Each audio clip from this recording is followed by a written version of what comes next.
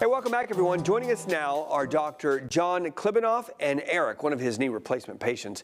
They're here to talk about the innovations in the world of knee replacements and how they're making the surgery more accessible and successful. Eric, tell us about your decision to stop living with knee pain. I was suffering through some pretty severe knee pain for over 3 years, and I kept fooling myself, telling myself it would get better on its own or that some temporary treatments would get me through it. But it only got worse, and it got to the point where I couldn't enjoy my activities.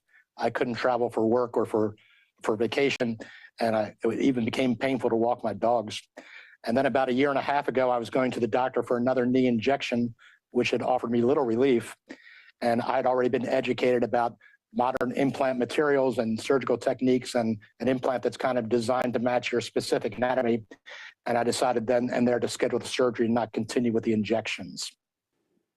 All right, doctor, I have a question for you. Can you tell us about how big of a problem osteoarthritis is and the need for knee replacements now and in the future? I think you alluded to it in your introduction. Last year, 800,000 knee replacements in the Americas. We anticipate by 2030, 4 million people in the United States may need knee replacement, and 60% of those are under the age of 65. Too many of them will delay seeking treatment, and that means they're going to have increased pain, decreased mobility, and it's really going to make it impossible for them to remain active to the levels that they're currently wanting to in their 70s, 80s, and 90s. So that's a problem that needs to be solved. Okay, so how have those advancements in knee technology changed for patients and their outcomes? Our company is taking the information we gather over the decades about the size and shapes of people's knees and then utilize that to create customized replacements, partial replacements, personalized implants, and we even have a smart implant called Persona IQ, which allows us to track the mobility of a knee after surgery in order to enhance the recovery.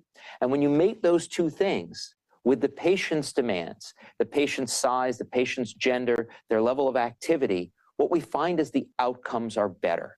The patients recover more quickly, they have less pain, higher rates of satisfaction, and the implants will be lasting them for decades to allow them to remain active into those years of their 70s, 80s, and 90s.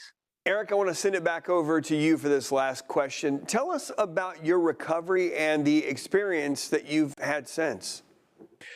Yeah, well, I think everybody's recovery is different, but mine was a lot less stressful than I was prepared for. I did my homework. I did my physical therapy. I was walking out of the hospital 2 hours after the surgery was completed. I was climbing up and down stairs the same day. I stayed faithful to my physical therapy, and here I am 1 year later, and I'm able to enjoy all the activities I was previously. The highlight of my recovery is coming in 6 weeks when my daughter gets married, and thanks to my new knee, I'll be able to dance at her wedding, whether she wants me to or not. And I got a call from Arnold Schwarzenegger, who is the chief movement officer at Zimmer Biomet. And I share my story with them as part of their you'llbeback.com campaign, which educates people like me with joint pain about joint replacement surgery. Hasta la vista, knee pain.